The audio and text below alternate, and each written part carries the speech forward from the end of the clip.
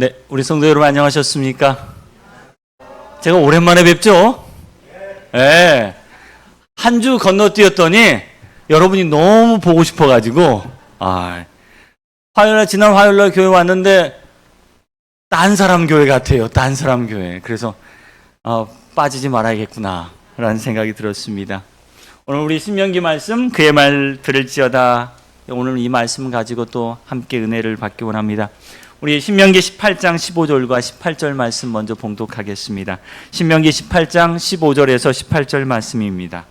내 하나님 여호와께서 너희 가운데 내 형제 중에 너를 위하여 나와 같은 선지자 하나를 일으키시리니 너희는 그의 말을 들을지어다.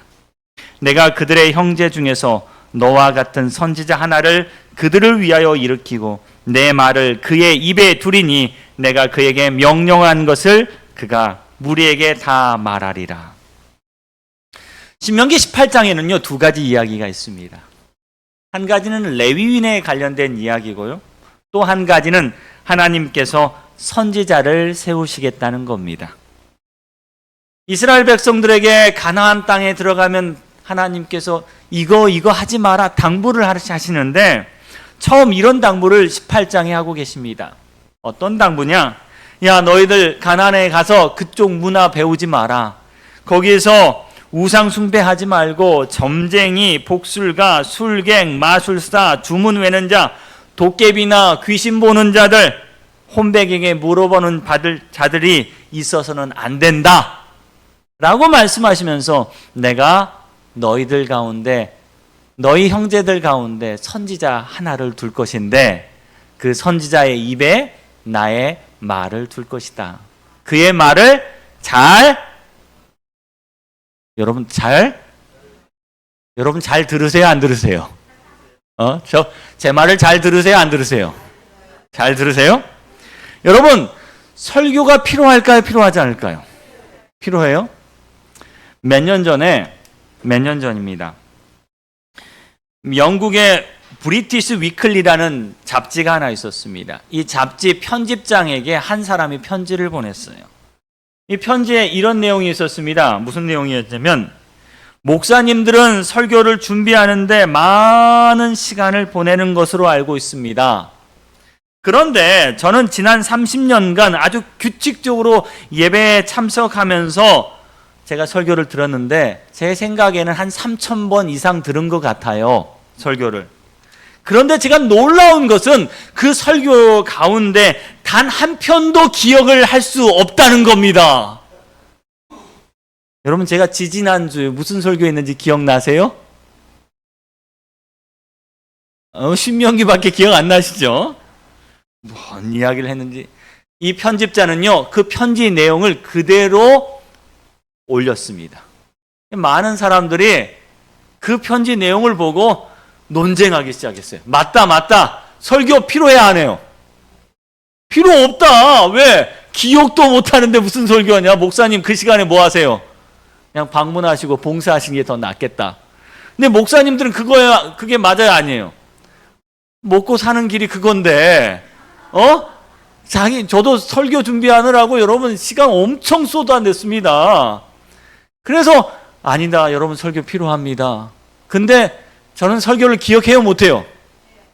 여러분들 다행이네요. 한다니. 저도 제 설교를 기억 잘 못합니다. 그래서 이 편지 때문에 막 논쟁이 붙은 거예요. 설교는 필요 없습니다. 다른 거 해야 합니다. 논쟁하는데 한 남자가 또 편지를 보냈어요.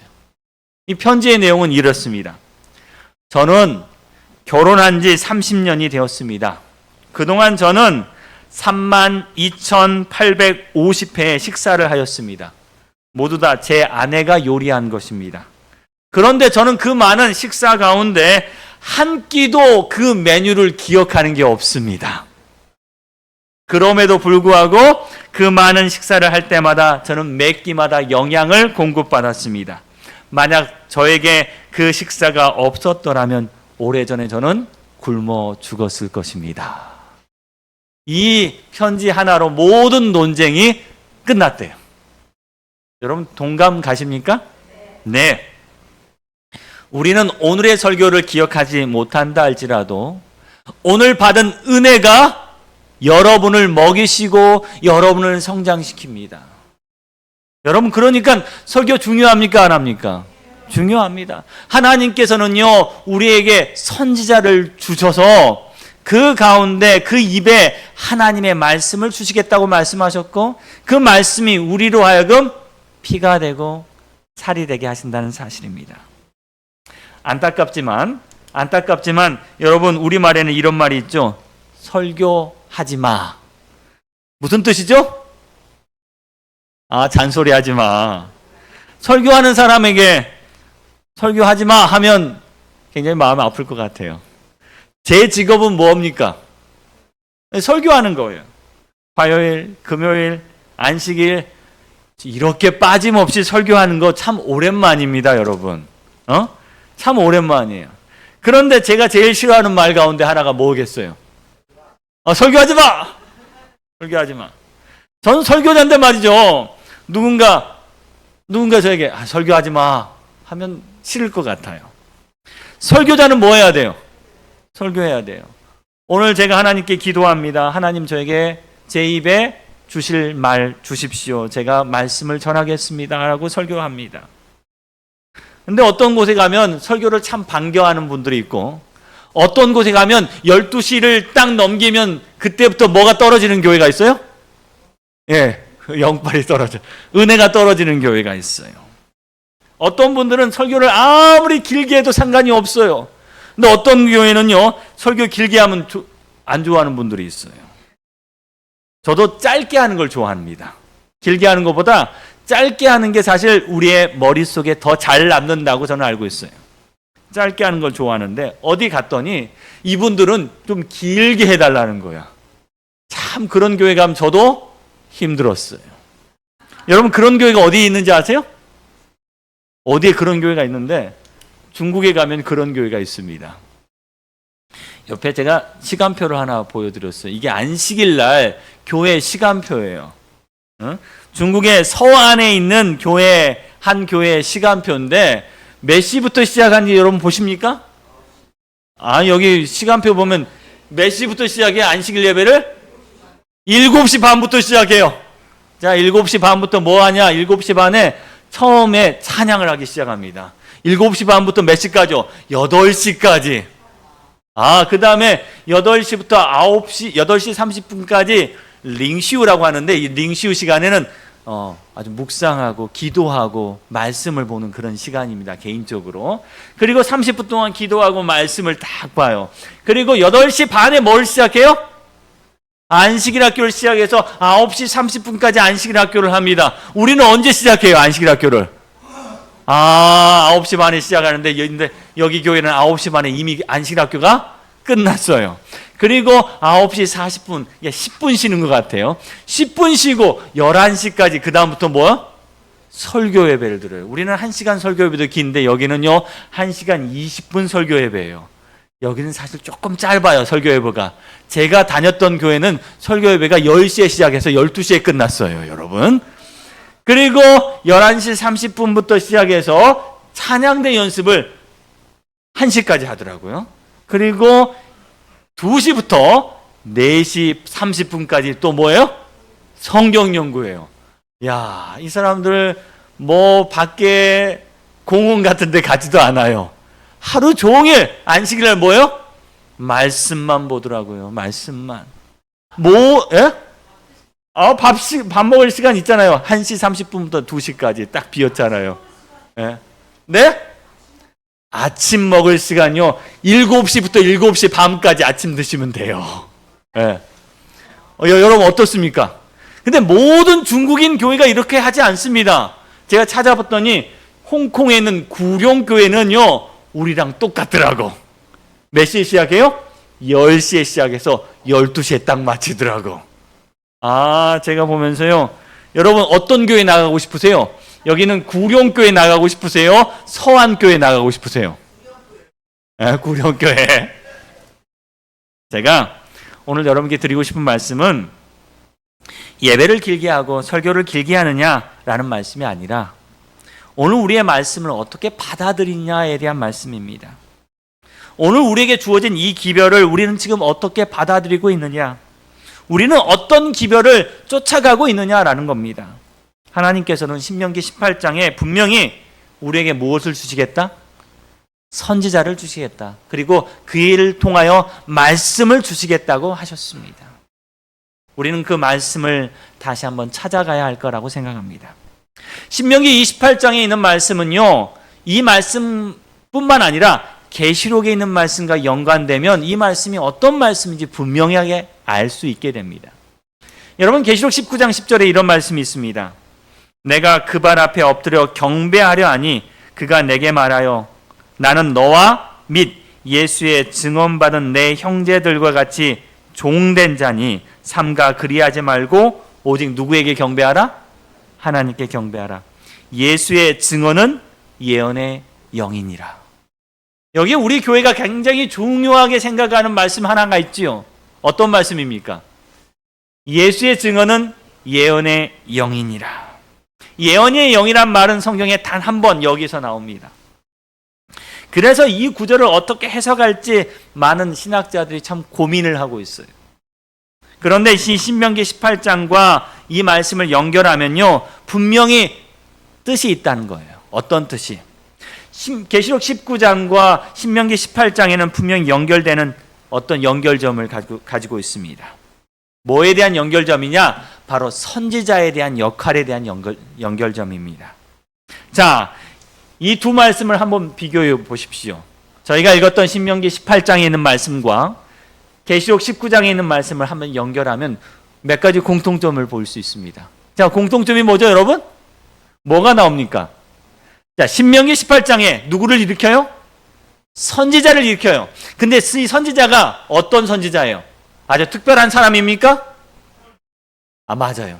우리의 형제 가운데 한 사람이라는 거예요. 아주 평범한 한 사람이에요. 아주 우리랑 똑같은 한 사람이에요. 우리처럼 배고프고, 우리처럼 외로워하고, 우리처럼 슬퍼할 줄도 알고, 우리처럼 기뻐할 줄도 아는 그런 선지자라는 거예요. 우리랑 똑같은 선지자예요. 우리랑 똑같은 선지자를 일으킬 것인데 계시록 19장에도 마찬가지입니다. 여기 보니까 예수의 증언을 받은 내 형제들과 똑같은 종된 사람이라는 거예요. 같아요, 안 같아요? 같아요. 똑같은 인간이라는 사실입니다. 결코 뭐 받지 않은, 숭배받거나 경배받을 필요 없는 똑같은 인간에게 하나님은 뭘 주세요? 말씀을 주시겠다라고 말씀하십니다. 두 번째 공통점은요, 하나님께서 말씀을 누구에게? 그의 입에 주시겠다고 말씀하십니다. 곧 그것이 예수의 증언, 예언의 영입니다. 기별의 출처는 어디서 나온 겁니까? 이 기별의 출처는 바로 하나님께 나온 것입니다. 그리고 그들은 오직 하나님의 말씀만 전달하는 겁니다. 자, 계시록 19장 10절도 마찬가지입니다. 예수의 증언은 예언의 영이다라는 말씀은 이 기별이 누구 것이 아니에요? 내 것이 아니라 이거 누구 거예요? 하나님의 것이라는 겁니다. 성령을 통하여 그리스도의 말씀을 백성에게 하시겠다라는 말씀입니다. 여러분, 우리 가운데 선지자가 있습니까? 성경에 침례 요한이 있었습니다. 여러분, 침례 요한은 스스로 선지자라고 스스로 말합니까? 뭐라고 말했을까요? 요한복음 1장 19절에 이 유대인들이 예루살렘에서 제사장들과 레위인들을 요한에게 보내어 내가 누구냐라고 물었습니다. 자, 요한에게 물었어요. 내가 누구냐? 나는 뭐가 아니다? 그리스도가 아니다. 그럼 너가 엘리야냐? 그랬더니 뭐야? 나는 아니라 라고 대답합니다. 그럼 너가 그 선지자냐? 라고 물었습니다. 그랬더니 침례 요한이 뭐라고 말해요? 아니다 라고 말해요. 여러분, 침례 요한은 선지자였습니까? 아니었습니까? 선지자예요? 아니에요? 선지자 맞는 것 같은데 왜 본인은 아니라 그러죠? 이게 선지자의 특징이에요. 스스로 자기는 뭐야? 뭐라고 이야기합니까? 나는 광야에 외치는 소리일 뿐이다. 누구를 통하여? 성령께서 그냥 나를 통하여 외치는 소리일 뿐이다 라고 고백한다는 거죠. 하지만 침례 요한은요, 분명히 선지자였어요. 왜요? 첫 번째, 마가복음 11장 32절에 누가 그를 선지자라고 여겼어요? 백성들의 그의 말씀을 들어보니 이 말씀은 분명히 선지자의 말씀이라고 생각했습니다. 예수님께서 뭐라고 말씀하셨습니까? 너희가 무엇을 보려고 나가느냐? 선지자냐? 옳다. 누가요? 침례 요한은 선지자로 보았다는 사실입니다. 하지만 선지자였던 침례 요한은 나도 형제 중에 한 사람이요, 나도 주의 말씀을 듣고 말하는 자에 불과합니다 라고 이야기하고 있다는 사실입니다. 재림교회는 참 은혜를 많이 받았습니다. 그래서 우리에게는 특별한 기별을 가지고 있습니다. 영감의 기별들을 가지고 있습니다. 우리는 이것을 예언의 신, 대언의 영, 성령의 감동을 받은 기별이라고 믿고 있습니다. 재림교회의 이 수많은 영감의 기별을 전달한 엘렌 G 화이트 여사에게 많은 사람이 물었습니다. 당신은 선지자입니까? 그랬더니 이 엘렌 화이트 여사는 뭐라고 말했을까요? 이 가려 뽑은 기별 1권에 보면 엘렌 화이트 여사가 자신에 대해서 이야기했던 부분에 대해서 기록하고 있습니다. 당신은 선지자입니까? 라고 그는 여러 번 질문을 받았을 때 그는 뭐라고 이야기합니까? 나는 주님의 사자이다. 많은 사람이 나를 가르쳐 선지자라고 부른 사실을 알고 있으나 나는 이 칭호에 대하여 아무런 주장도 하지 않았다. 나의 구주께서는 나에게 당신의 사자가 되라고 말씀하셨다. 여러분, 여기서 사자라는 말은 무슨 뜻일까요? 사자. 이 한글보다 영어로 보면 더 확실한 것 같아요. 메신저.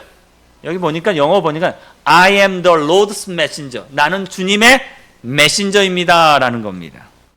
여러분, 메신저가 무슨 뜻입니까? 오늘날 쉽게 말하면요, 메신저가 뭐죠? 전달자, 배달원. 더 쉽게 말하면 여러분, 택배기사예요.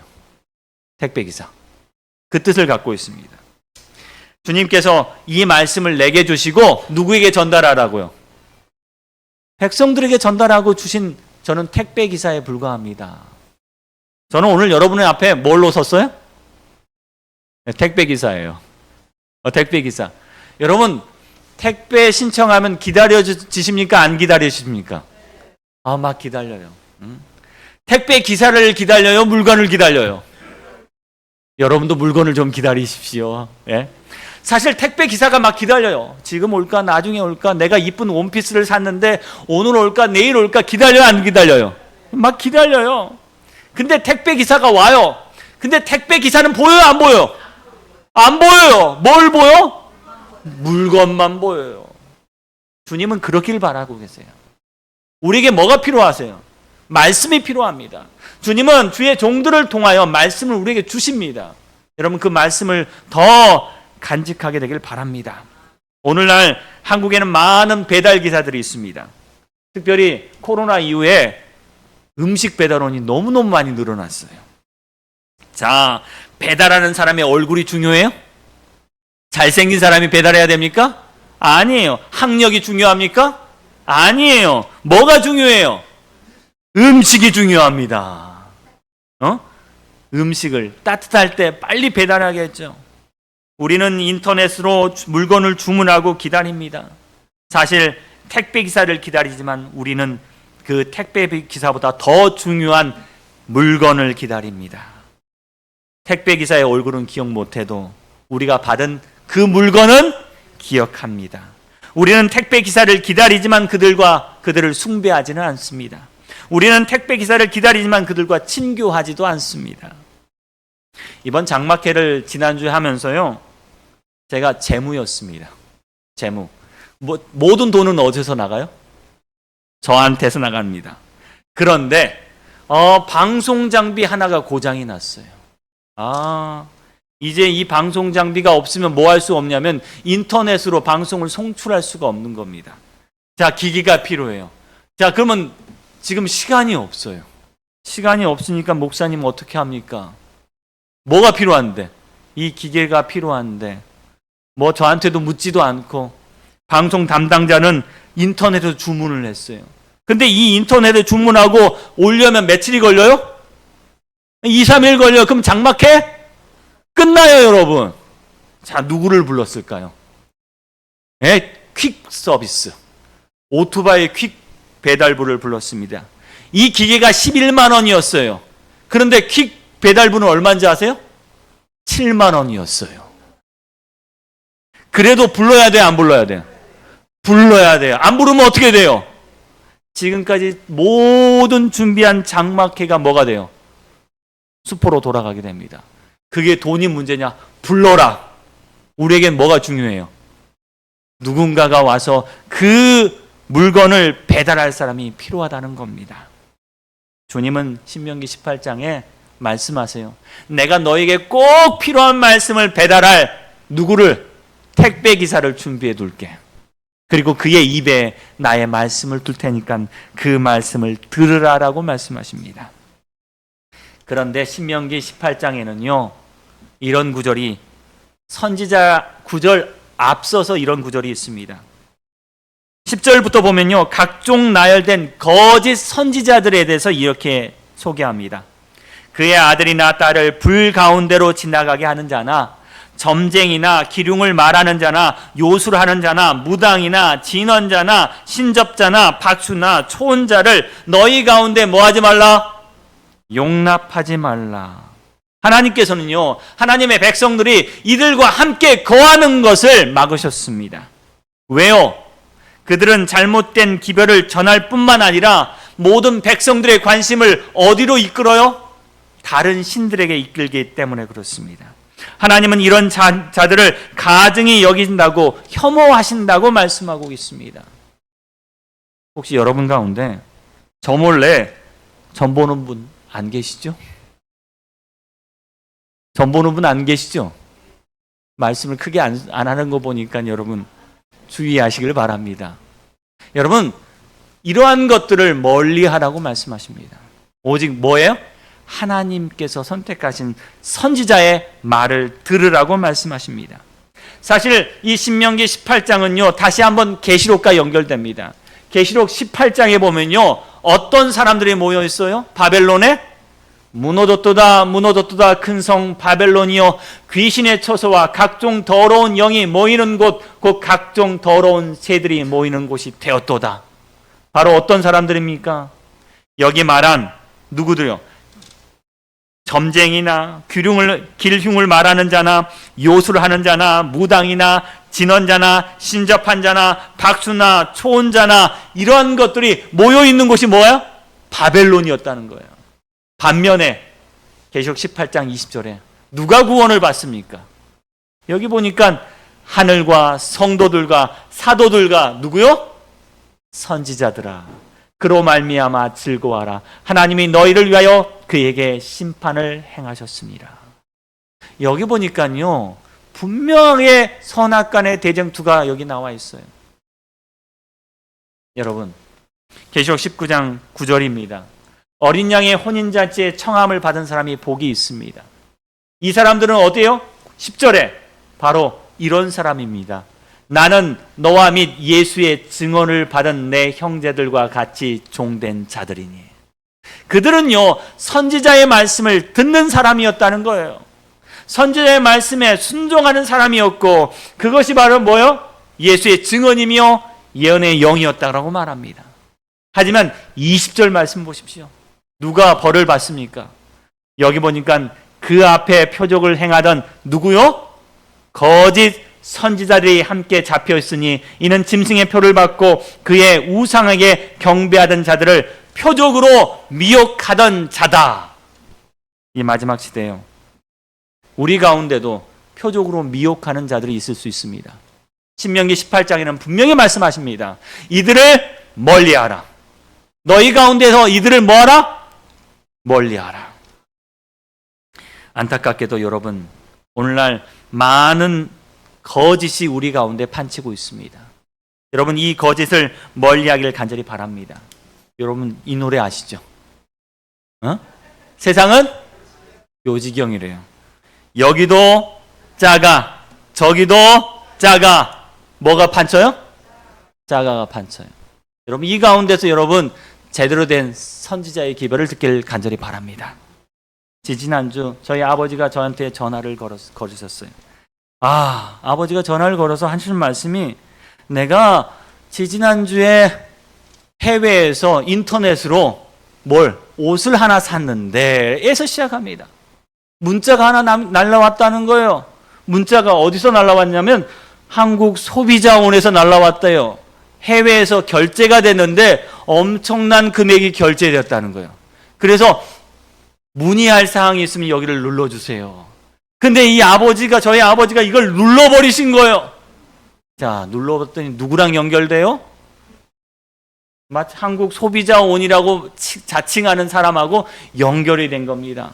그리고 이 사람이 굉장히 걱정하는 어투로, 이러면 큰일 났습니다. 어플을 하나 까셔야 돼요. 그리고 아버지 핸드폰에 어플을 깔게 했습니다. 어플을 깔고 그 다음에 금감원에 전화를 해야 된대요. 그래서 아버지가 전화로 금감원에 전화를 거는데 연결이 돼요, 안 돼요? 되는 거예요, 정말. 진짜 금감원이 아니라 가짜 금감원에 연결이 된 겁니다. 그래서 상담을 받아요. 이 금감원 직원이 뭐에 연루됐어요? 금융 사기 사건에 통장이 연결됐으니 빨리 남부지청 모 검사에게 전화를 해서 안내를 받으라 라고 하는 거예요. 이 아버지가 중간에 다행스럽게도 저한테 연결을 하셨어요. 연결을 하고 제가 딱 들어보니까 이거 뭐야? 보이스피싱인 거야. 보이스피싱이야. 그런데 제가 아버지한테 말씀드렸어요. 아버지, 이거 보이스피싱이 맞는 것 같아요. 그런데 아버지가 분명히 금감원 전화로 연결을 했는데 됐다 이거야. 제가 전화번호를 받았어요. 번호를 받고 인터넷에 나오는 금감원 전화번호가 딱 대조를 했더니 맞아요, 아니에요? 맞아요, 여러분. 여러분 속지 마세요. 맞아요. 그 다음에 또 하나의 전화번호를 가르쳐 줬어요. 그 전화번호가 뭐냐면 남부지청 전화번호예요. 그 남부지청 전화번호를 내가 인터넷 찾아봤더니 맞아요, 아니에요? 맞아요, 여러분. 맞아요. 만약에 아버지께서 전화를 거시면요, 핸드폰에 깔려진 어플 때문에 그 전화가 누구에게 연결되는 거예요? 가짜와 연결되는 겁니다. 제가 제 전화로 이 금감원도 전화해보고 남부지청에도 전화를 해봤어요. 금감원은 전화를 받아야 안 받아요? 엄청 연결되기 힘들어요, 여러분. 너무 대기자가 많아가지고. 근데 저희 아버지는 한 번에 연결을 하셨더라고요. 참 신통하죠? 이거 아닌 것 같아. 제가 남부지청도 연락을 해봤어요. 이 민원은 담당하시는 분하고 자세하게 제 사정을 설명했더니 저희는 이 전화번호로 그러한 업무를 하지 않는데요. 딱 보니까 뭐예요, 여러분? 보이스피싱이에요. 제가 다시 한번 아버지께 전화를 걸었어요. 아버지, 전화를 거는데 받아요, 안 받아요, 아버지가? 통화 중인 거야. 한참을 통화 중인 거야. 딱 봤더니 누구랑 통화하고 있는 것 같아요? 네, 보이스피싱하고 통화하고 있어요. 나중에 제가 통화하고 아버지한테 들었더니 혼났대요. 왜 혼났냐? 왜 남부지청하고 연락을 안 하는 거냐? 제가 연락하지 말라 그랬거든요. 혼났대요. 그래서 제가 다시 한번 아버지의 이야기를 다 듣고 차근차근 설명을 들었어요. 젊은 사람도 속습니다. 여러분도 속아요, 안 속아요? 속아요. 전화 걸었는데 그렇게 연결될 줄 알아요, 몰라요? 모르죠. 진짜 그렇게 되는 것 같아요. 여러분, 그렇게 아버지가 한참 제 이야기를 듣고 내가 속을 뻔했구나 라고 하면서 그 날로 며칠 밤을 새셨대요. 여러분, 우리도 뭐 해야 돼요? 우리도 속을 수가 있습니다. 아버지는 그 다음 날로 그날로 핸드폰도 바꾸셨고요. 또 금감원에 신청을 해서 모든 계좌, 새로 계좌를 개설하는 거 다 금지시켰어요. 여러분, 우리는 지금 뭐 해야 합니까? 여기 말씀대로 사랑하는 자들아, 영을 다 믿지 말고 오직 영들 하나님께 속하였나 분별하도록 해야 합니다. 많은 거짓 선지자가 세상에 나왔기 때문에 그렇습니다. 이 신명기 18장의 말씀은 바로 오늘날 우리에게 주는 말씀을 여러분 기억하기를 바랍니다. 주님께서 진정한 빛의 통로를 가지고 계실 때 언제나 위조물들이 항상 무수히 나타난다. 여러분, 많은 위조물들이 우리 가운데 있습니다. 언제 어디서나 주님께서 순수한 축복을 주시는 일을 행할 때마다 하나님의 참된 사업을 무기력하게 만들기 위하여 위조물들이 출현한다. 지금 이때 우리는 그의 말씀을 들어야 할 때입니다. 하나님께서 주신 우리에게 허락하신 선지자의 입을 통하여 주신 그 말씀을 여러분 순종해야 합니다. 우리 가운데 있는 모든 거짓 선지자들의 미혹을 물리치고 오직 하나님의 말씀에 순종해야 합니다. 여러분, 이 말씀에 대하여 다시 한번 시험해 보시길 바랍니다. 신명기 18장 22절 마지막 절 말씀입니다. 만일 선지자가 있어 여호와의 이름으로 말한 일에 증언이 없고 성취함도 없으면 이는 누가 하신 말씀이 아니에요? 여호와께서 말씀하신 것이 아니니 그 선지자가 제 마음대로 한 말이니 너는 그를 두려워하지 말지니라. 반면에 이사야 8장 20절 마땅히 율법과 선지자의 말씀을 따를지니 그들이 말하는 바가 이 말씀에 맞지 아니하면 그들이 정녕 아침 빛을 보지 못한다라고 말씀하셨습니다. 오늘 우리에게 주어진 이 선지자의 말씀을 여러분 기억하시고 주의 말씀대로 행동하고 살아가기를 간절히 바랍니다. 여러분에게 분별하는 영이 있기를 간절히 바랍니다. 그 분별한 영으로 주의 참된 말씀을 구별하기를 간절히 바랍니다. 여러분, 사랑하는 여러분, 저희 뒤에 보면 우리 각시대 대령투가 저희 헌납하신 분이 계셔가지고 한 150권 정도가 저에게 도착했습니다. 이 책을 헌납하신 우리 성도분들께 정말 감사드립니다. 여러분, 이 책을 뭐 하셔야 돼요? 하나님께서 우리에게 주셨으니 이제 우리는 뭐 돼야 돼요? 택배기사 되셔야 돼요. 택배기사가 돼서 이 책을 뭐 하셔요? 나눠주셔야 합니다. 한 분당 한 10권씩 가져가세요.